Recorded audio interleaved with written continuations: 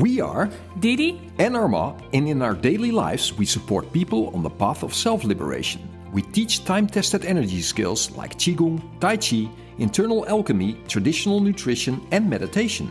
We help people release stagnation, build energy, and become aligned with themselves and their purpose in life. In this podcast, we share the methods, skills, and solutions that helped us, our students, and now hopefully you move forward. Let's explore transformation together.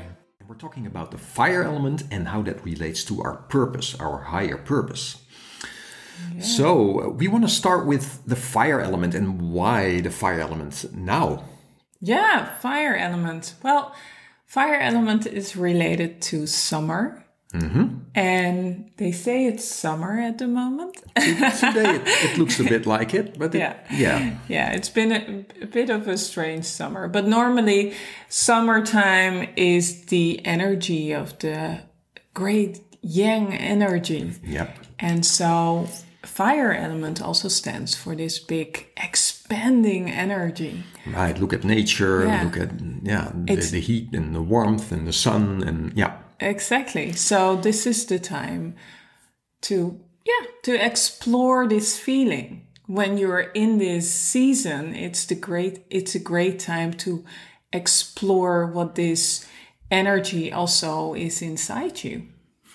Exactly. So this young energy, this expanding energy is, you could say, relates to our influence in the world, I guess, and our mark on the world, or how we behave in the world, and how that is like, well, becomes sort of a to B thing, right, in your life, and how does that develop? Yeah. So we want to explore that today a bit, and And I think what's a great thing. So every element in the traditional Chinese medicine, we work with the 5 elements, and the fire element has, or all elements have a theme, but this fire element has the theme purpose. Yep. What's your purpose in life? So this is really a time to explore the question, why am I here? It's the element that is about the big questions. Yeah, this is certainly a big question, right? Why am I here on this earth? What am I supposed to do here? So, and then, wow, that's such an. It's maybe the biggest question of all. So I think it's nice to explore a little bit in this podcast our own path, right, related to purpose and how that developed. Yeah, and that might be inspiring for people. So how did that go for you? Well, I think growing up, I sort of knew what I wanted in life. If I just looked at other children around me, they were sort of still looking for these answers. They want to be a fireman or an astronaut, and then later, when you come more into high school, that changes, right? Things change. But for me, I knew very young that I wanted to do something with music. So. Yeah. In that stage of my life, it was just music, wanting to become a musician. But mostly at that time, I wanted to become a very good drummer. That's what I was so fascinated with it. I would draw drums on paper, and I would just go to stores, and with my nose against the glass window, right, I would just stare at the drum set and all these music shows we had on television in those days. They were just so inspiring because something in me resonated with what was happening there with music. Oh, wow. It was a totally different feeling and experience what I would normally experience, right, around me. So I had a pretty clear vision that there was something there for me in that. Yeah. Wow. And now you're... So, well, I became a musician and I became a teacher as well, and that developed. But at a certain point, I was looking for something deeper, I think, because I felt that performing music, I would have highs and would have lows, right? And that could differ from one night to the next night. Yeah. And I would be like, wow, what happened, right? Whereas this feeling for and this search for sort of self-control, I guess, started happening. And control is never really a good word when it comes to playing music, because it's something you're starting to search for, because you feel these differences You experience these differences between gigs. But control is the enemy of flow. So what I was actually looking for was flow. And I was like, well, I can find this in music, but it became sort of a struggle for me more and more. And I was like, I need something else. I need something else to explore that part of me. Yeah. And then when I decided to make some changes in my life, that's when Tai Chi came on my path. And then when I started training eventually, which took a little bit longer, but when I started training, it hit me so deep that I already knew that would become my life while I was still a musician, Wow. And of course, being a musician and teacher, I would start somewhere in the afternoon and then end up at night somewhere. Yeah. So I had time during the day to train, and I would train hard. I would train hours and hours every day. Yeah. And then it still took 10 years or something to make that definite change, right? To say, okay, no, I'm going to leave this behind, because something didn't want to let go of that picture of being the musician.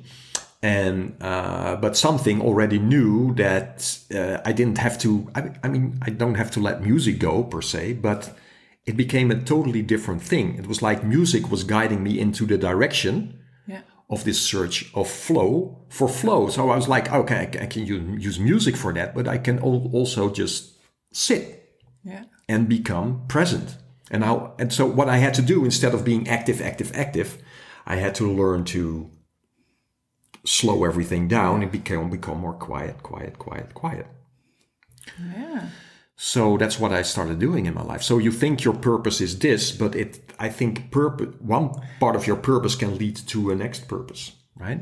And it's like a constant thing underneath it or something. That's and it's interesting because what you see, I have the same experience, that actually you're kind of in childhood, it already is there, but you don't really recognize it. It's just the things that come natural to you. Mm-hmm. And for me, I was a child that was always outside. I was always looking at all the plants, all the flowers, and all the bees. And so, and I could sit there for hours just outside, staring at what was happening around me. Yeah, awesome. Yeah. But when I went to school and went studying, that was not a career. I mean, I would not be like, oh, that's something. And I was very good in. It was easy for me to learn. So I did great at school. And so there was this path that was laid or that was paved before me by society, really, kind of. Yeah. Who said, oh, you can study well. Well, this is like you study, you go into your first job, etc., etc. Yeah, you make a career and things like that. Yeah. Right. That's sort of laid out for you, right? Once you enter school, even when you're in first grade or whatever, it's already about that path. And right? and it was also very much cheered on by my father, who was kind of from that scarcity mindset. You need a good job because you need to have you need money to live, and which is true. But in what way you earn your money can be different. But I guess it was also his way of he understood that was a way of him being able to care for you, right? I mean that was him showing his deepest love for you, because that's what he knew, right? If she gets a good education, she does good in school, she will do good in life, and but what was there from childhood, I kind of lost that touch, that connection, that really deep bond with everything that was growing around me. And being present with that. And so for me, when I kind of hit that spot where I said, okay, this is not working for me, I really had to make that connection again. I had to find what was so natural for me when I was a child. Yeah. Yeah. You have to rediscover it, right? Yeah. But I think the point of where the change comes is that we're starting to contract and contract more, coming more and more into a part of the brain that's not necessarily about just being present in nature and studying. Not studying, just observing what's there. Yeah.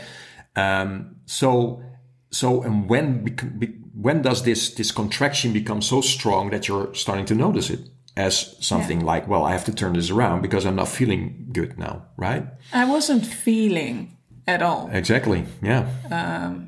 At a certain point. So I was very inward and turning colder. So literally, really. Yeah. And so I needed to change. I needed to turn that around and become more on my path. Yeah. And unlearn all those conditions, all the conditioning. Yeah, I think that's one of the first things. So it becomes so bad at a certain point that you have to turn it around, and then it becomes a study of like, okay, what got in the way, right? Yeah. So what wasn't there when I was a child? Yeah. That's now there, and what came in between? Yeah. And start releasing that, right? So exactly. Your entry was more the food entry, right? Yeah, and it was. I think that got me into a space where I was in charge, and it got me back into that place where I had a relationship with plants. With plants again, exactly. Because when I was a child, my grandfather had a vegetable garden, and I really loved it. I loved to go there, like a miracle, I loved to grow, and I was so amazed by what a seed could come out of one seed. Like I think that's still crazy, right? Tomato plant or a sunflower or exactly, and I was just that was fairy tale country for me. Yeah. Being in that vegetable garden. Yeah. And it still amazes me today. But it was that part when I focused more on food and what I was eating and getting more in touch with, okay, what's the energy around food and how can it help me? And that slowly started my journey again. And it was also influenced by actually Jamie Oliver. He said he was there with me at the time on TV or on and saying you should eat the best food you can. And I was like, am I eating the best food I can? And what is the best food? And what is the best food? And that really started something as well. Yeah. And after that, you kind of, okay, what's the next big thing? What's holding me back? Well, said it before, birth control. That was something, a birth control pill. The pill. Yeah. That was really something that was kind of a struggle for me in my body to, it stopped me from feeling. And when you stop feeling, there is nothing there. No. So stopping that was just, wow, huge relief. And then there's the next thing. And then there's the next thing. Went back to school. Went back to studying that, right? What's the effect of foods in the system? Yeah, but then I did a study that I thought, wow, I really enjoyed this kind of studying. Oh, it's so much more hands-on.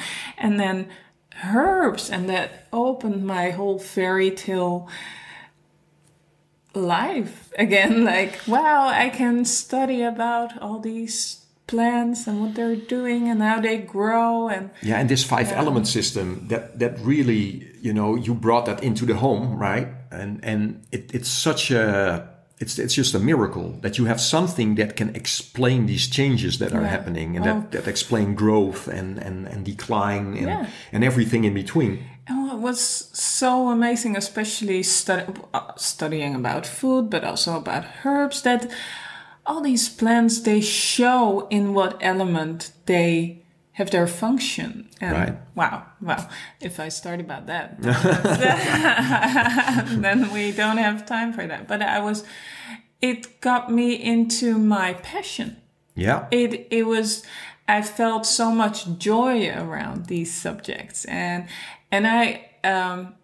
I've finished by now, but every time I came home, I would lead Armand either to the kitchen to start new things, to try new things, or we went into the garden and I said, oh, you have to look at this herb, or you have to... Or walking the dog, and these rounds would, become longer and longer because we would be standing still at every plant. It's like, that's that, and that's that, and that's for this, and why is it growing here? Why is this stuff growing around the soccer fields or not so far from here? And there's all these plants growing around it that are either helping bruises or, and I'm like, what? Is nature like that? Yeah, nature is like that. And there's, wow. And that got us into this really, really,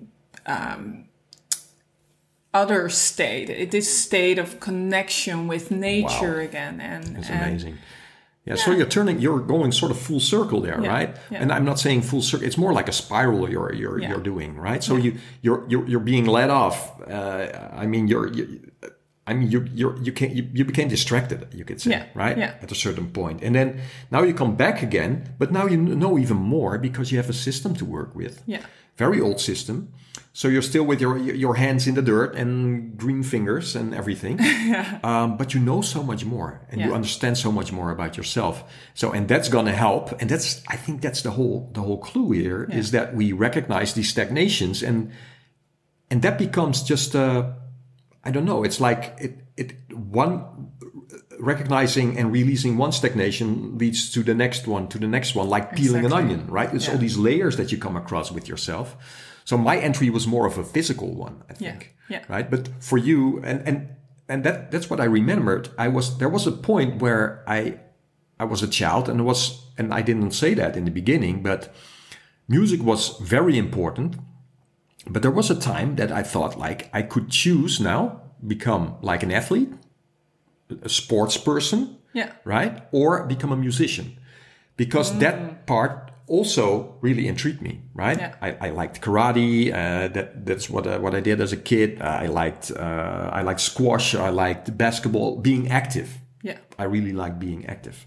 So there was this point. I remember I was shooting a basketball in the back garden. I was thinking like, what am I going to do, right? Yeah. So now you see when that turns around, it's like this physical entry wasn't, and this martial arts entry, Tai Chi thing, wasn't far away from me, right? No. I mean, that was already sort of there. Yeah. So when I was watching Kung Fu movies when I was young, like Bruce Lee or movies like that, Karate Kid, or there were so many good ones in those days. I already recognized there was something deeper underneath there. Yeah. And that had to do with, I think, the discipline that you saw. You always saw a transformation in these movies, right? People transform, and there's this wise teacher like Mr. Miyagi saying, no, this, or don't do this, don't do that, or let go. Wash the car, and getting into the moment. And I think I already recognized that somewhere. Yeah. And I think music and martial arts have a lot in common. Yeah. Because it's all about timing. Yeah. It's all about timing and being in the present, in the moment, so timing is such an aspect, and also not only the timing but also the interplay. Yeah. It's like, I recognize, especially from the internal training later, with the sticking to your partner, is like that's the same as just sticking to the soloist that you're accompanying, right? It's the same thing. Yeah. Are you present with this person, or are you locked into your own, And that was the thing I later discovered.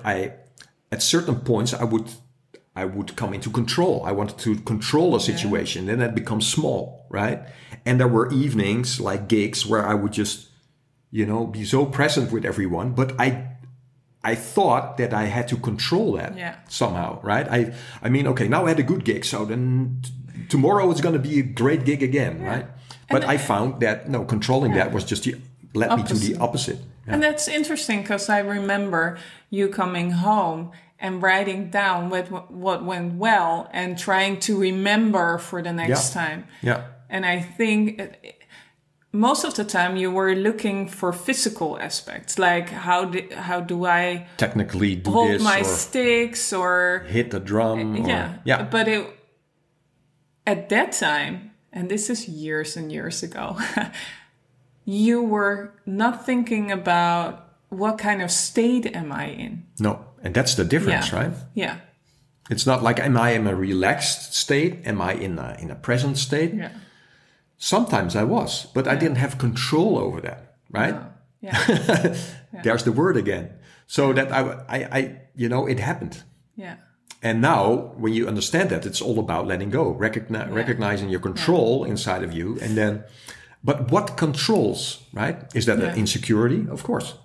Yeah. And that's conditioned. Absolutely. Right? That's a big one. That's teachers, that people around you.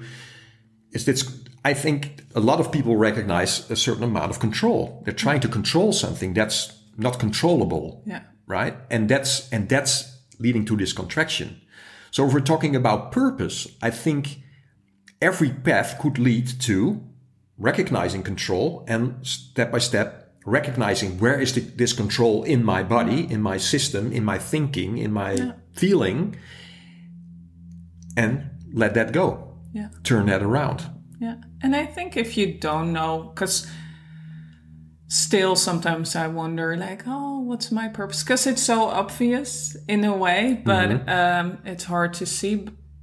But being on your spiritual path is your purpose. Exactly. And so finding out what's standing in between you and joy in life, it's worth trying to find that out and letting go of the things that don't work for you. Yeah. And so Qigong became the perfect really the perfect vehicle for that. Yeah. Because it doesn't skip anything. No. Right? It goes to the it studies the physical body and sees where's contraction there.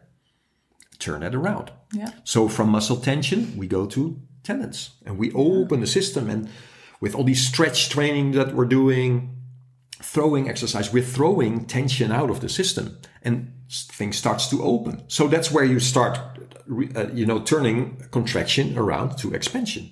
Yeah. Right? But in such a way that it becomes your normal state, right? My normal state now is one of, you could say, in between, right? It's light and open. Yeah.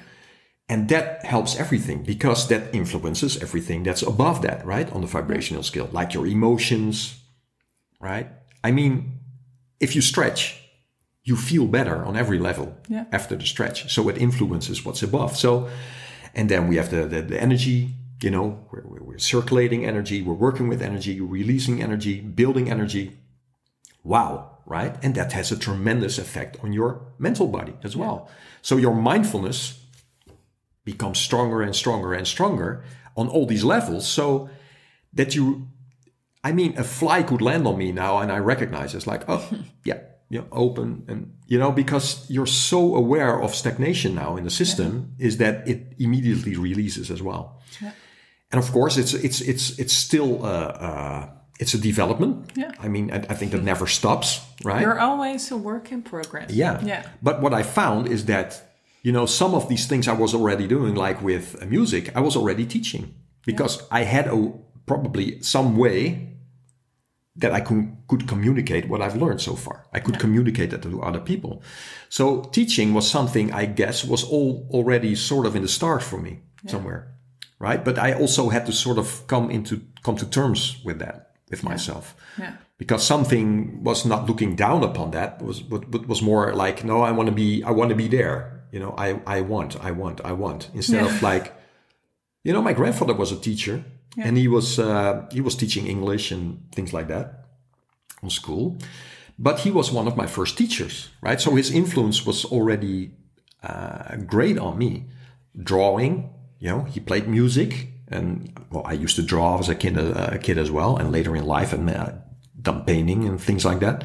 So, but he was a teacher, right? And the way he taught me was, he was always so patient and love, kind and everything. Yeah. I got that before I met teachers who weren't like that at all, right? So he sort of already showed me that being a teacher can also be a very,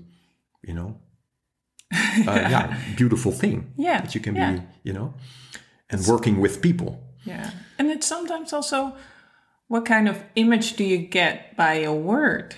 But how do you want to fulfill this? Yeah.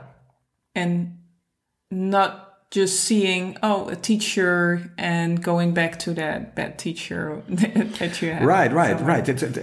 And, and the funny thing was, like a couple of years ago, I was training with Sifu Mark Rasmus, and we were, after the training, we would go somewhere, have a veggie burger or something, right? And we were sitting there, and I remember him saying to me, he was sitting there, Armand, it's our karma to teach. Yeah. And I was like, yeah, that's true. Yeah. It's just true. Yeah. Right? And you could think of all the other things you wanted to do, but this is it. Yeah. And I feel very happy teaching. But it's like someone gives you a sort of a wake up or something. It's like, no, it's our karma to teach. Yeah. And it's good. And then there is also a lot of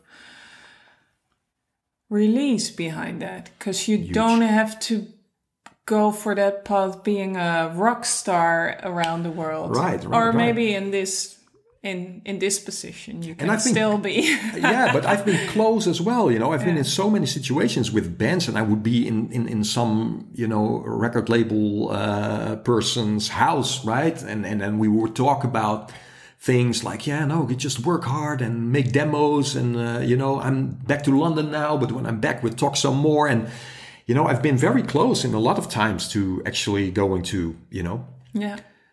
But in hindsight, I'm so glad I didn't. Yeah. Because I wasn't ready for, No, and I think you were looking for something in music. Yeah. That were not necessarily in that big music career. No, it had to do with music. Yeah. It didn't have to do with a musician's career. Yeah, and that's two different things. Totally two different worlds, right? I mean, everything is energy. Music is energy, right? So it did something for me, and it already showed me something about flow, I guess, right? And becoming in the moment, I got in the moment listening to it. Yeah. And that did something with me that led to meditation, to Qigong, to Tai Chi, me teaching that. And that's why music still is such a big part of my life. I still listen to a lot of records, and especially records, right? I love that because that's the more... Yeah. That gets you in that space that you were actually looking for as a child. Exactly. And now I understand. It becomes full circle. Like I see with you, it becomes full circle. It's like you start as this child, exploring outside and plants. And now you look at what you're doing now, right? Yeah. Helping people with that and sharing your knowledge about that.